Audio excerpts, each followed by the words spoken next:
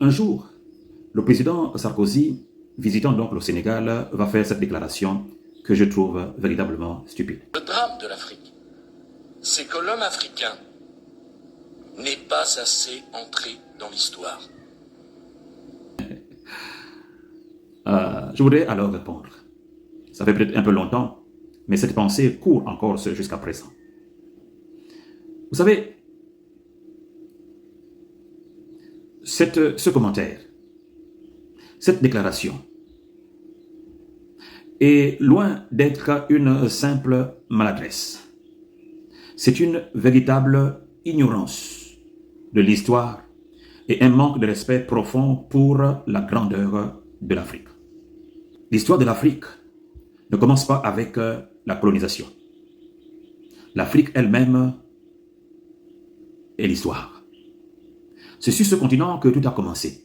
Les premières civilisations, les premiers empires, les premières inventions humaines, bien avant que l'Europe n'existe en tant que société structurée.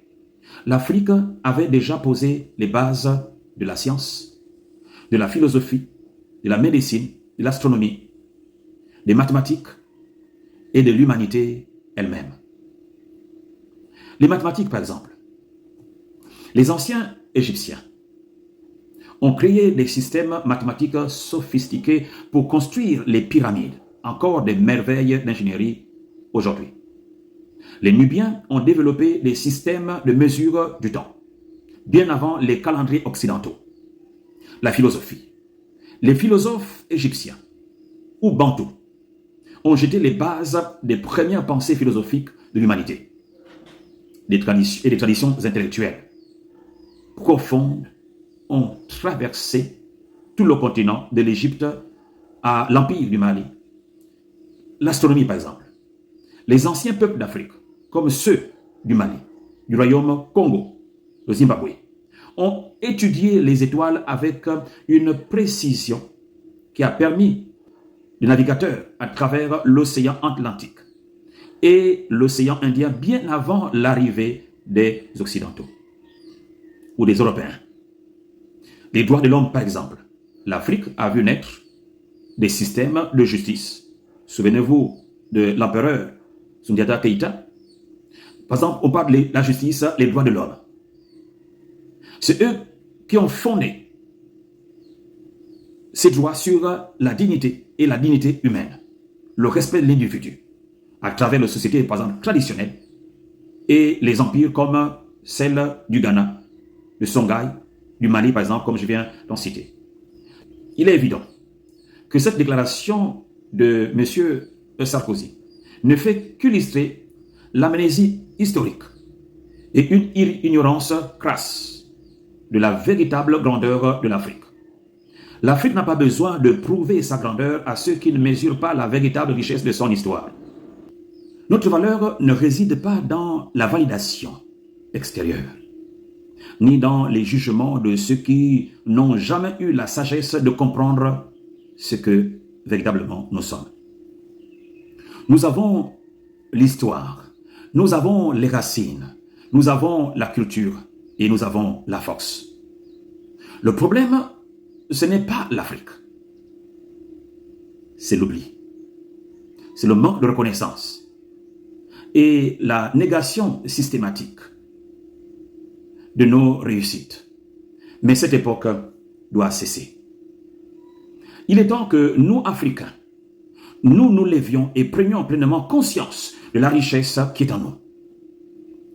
Nous devons cesser de chercher la validation extérieure et plus nous appuyer sur notre propre héritage pour avancer.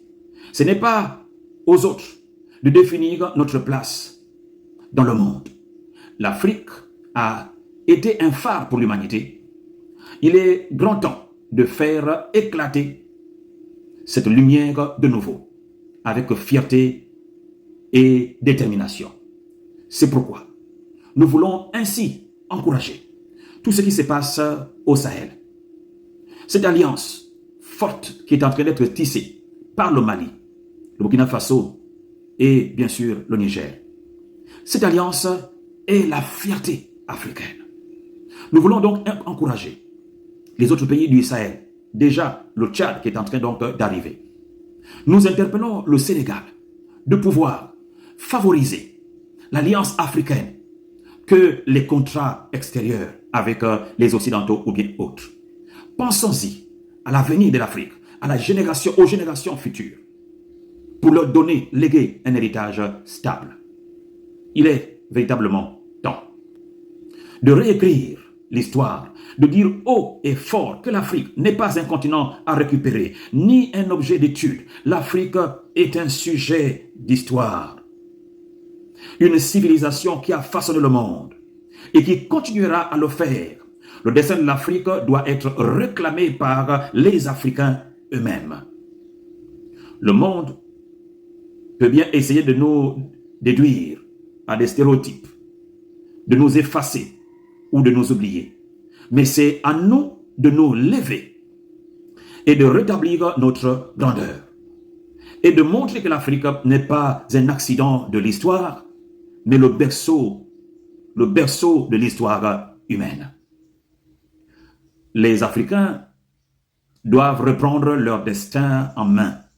Cela commence par un retour à notre histoire authentique, en célébrant nos réussites, en développant nos systèmes et en unissant nos forces pour forger l'avenir que nous méritons.